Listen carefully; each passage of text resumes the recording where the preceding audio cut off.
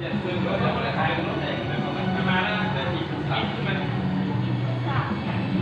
มันตัดเลยคือไง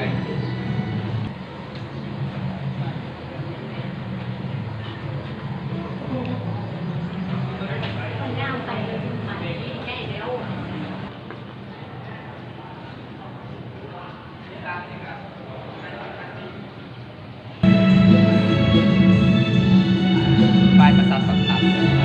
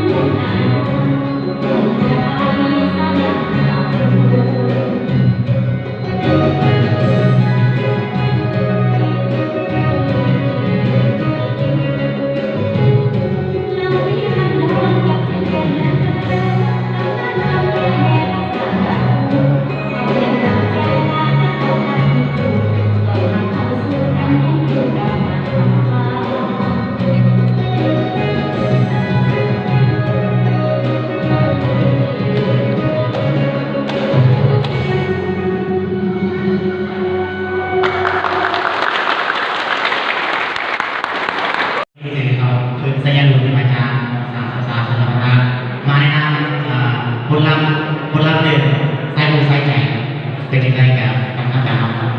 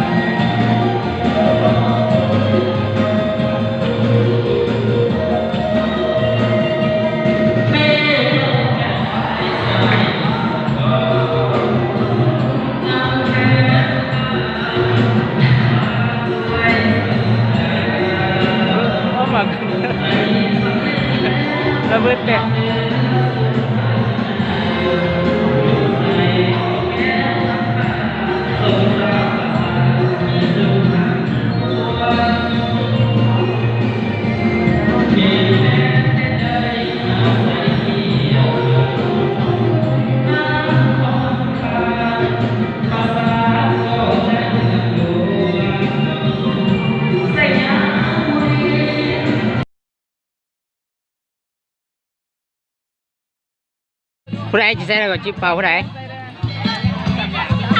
ซิวไหมตอนนี้เบิ่งเมีย ได้ก็ได้มาเพชร ดูตอนนี้ไหมเชียว โคตรก็ได้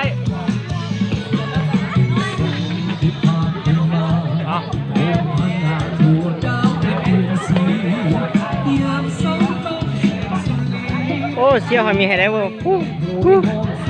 อันนี้ในยูทูบเลย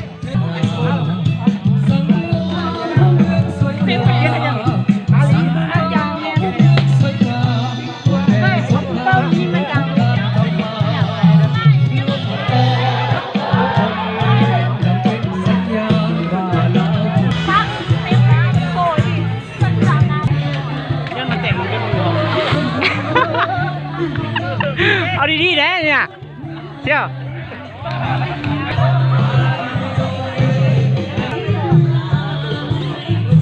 ปึ้ง จะทวงจะเปล่าไหม เป็นยังได้ป่ะก็ต้องแปลแอคชั่น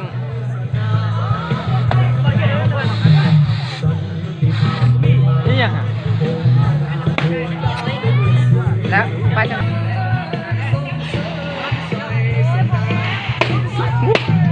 เชี่ยเขานี่ว่าธรรมดาเลย พอแล้วยัน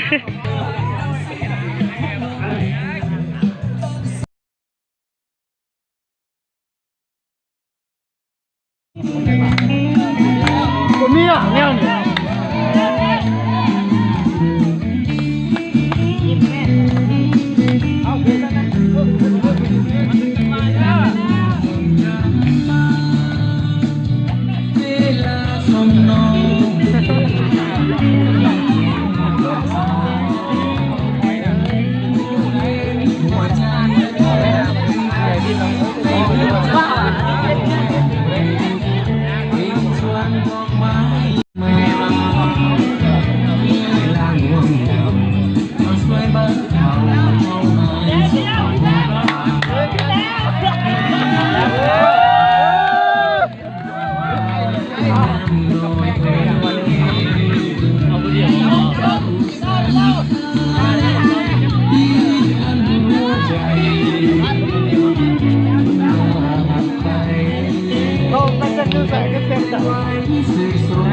เอาไปเป็นนิสัยที่กับซ้อมตลอดใช่ไห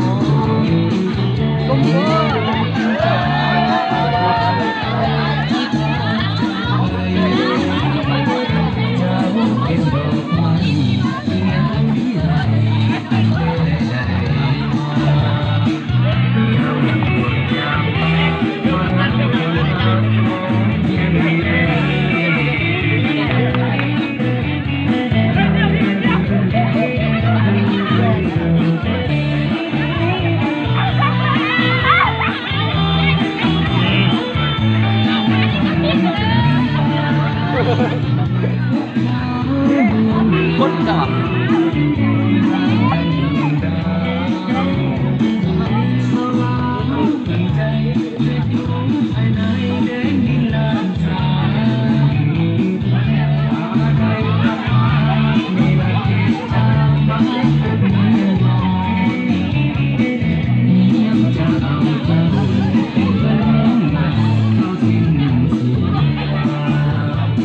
จะ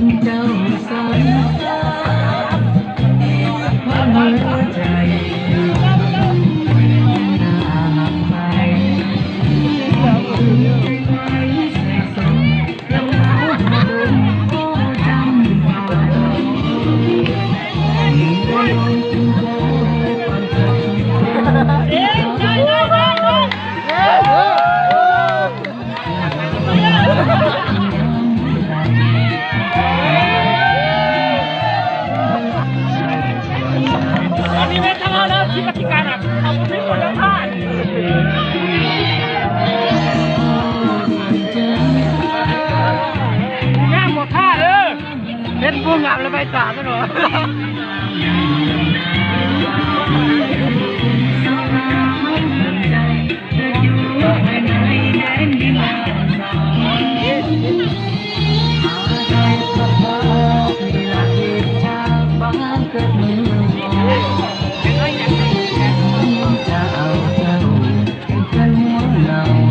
ไอ้แฮมู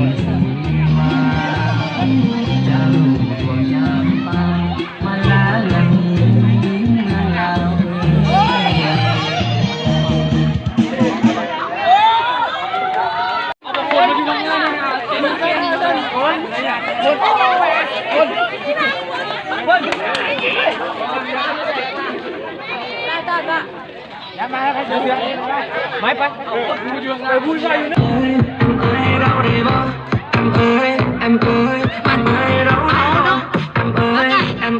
มาทางนี้เด้อลูกไอ้พิษปักหลายๆเนาะพากันมาที่เด้อ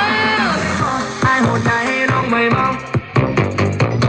ไอ้น้องใบน้องใบบ้องไอ้หัวใจน้องใบบ้องไอ้น้องใบน้องใบบ้องน้องใบบ้องน้องใบบ้องไอ้หัวใจน้องใบบ้องน้องใบบ้องน้องใบบ้องไอ้หัวใจน้องใบบ้อง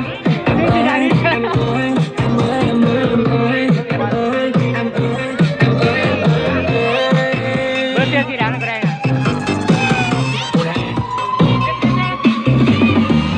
ไอ้หัวใจ เอา น้ น้ อ อง ง ใบ แป๊บมาทางพี่เด้อ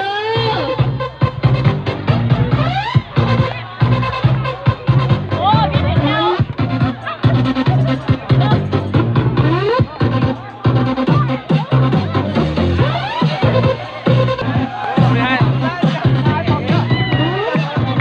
ค่อยๆเนาะค่อยๆเนาะ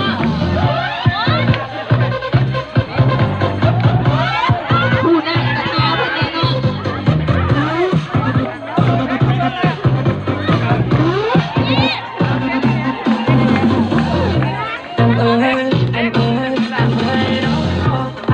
น้องเพิ่นนั่งอยู่พี่กับมาทาเพิ่นแน่เนาะให้เพิ่นจัดขาเจ้าของกัน ไอ้หัวใจน้องใบบ้องไอ้น้องใบน้องใบน้องใบบ้องน้องใบบ้องน้องใบบ้องไอ้หัวใจน้องใบบ้องเอ้ยเอ้ยเอ้ยเอ้ยเอ้ย เอาแม่ดิ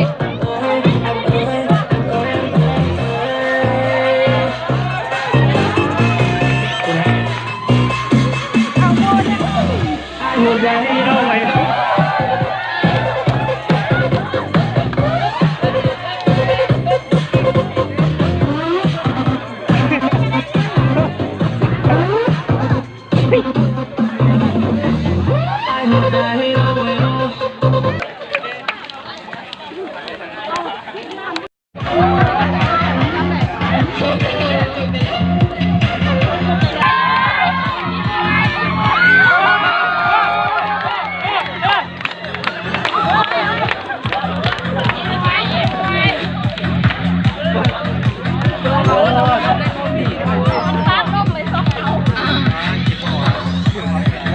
ผู้ต่อไป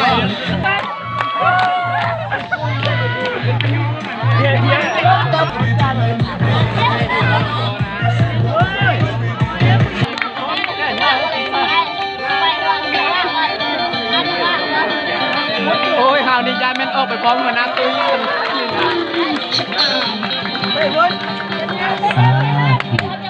สาขาดทุกได้ไหม ขอส้มถูกสาธุสาธุ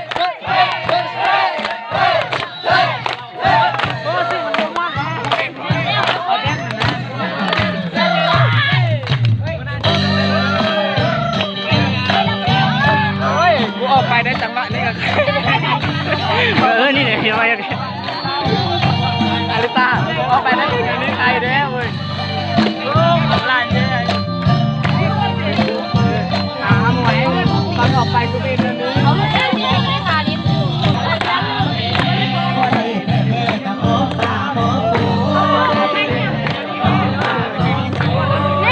อันนี้เป็น เห็นไหมอาริตา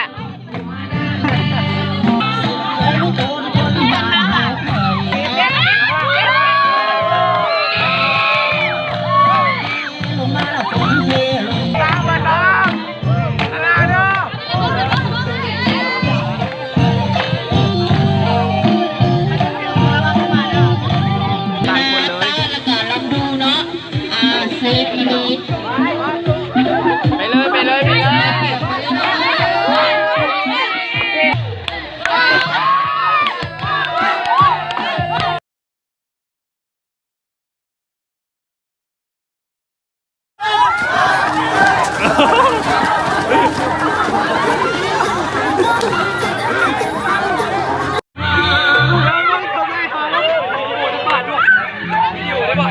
การที่เราทุกคนแต่วันที่จะเป็นการเตรียมพร้อมมาหนาเวทีเส้นบรรยากาศสมัครหอบตัวนี้ก็ทุกคนจะ จะถ่ายเลยนะมันได้เลย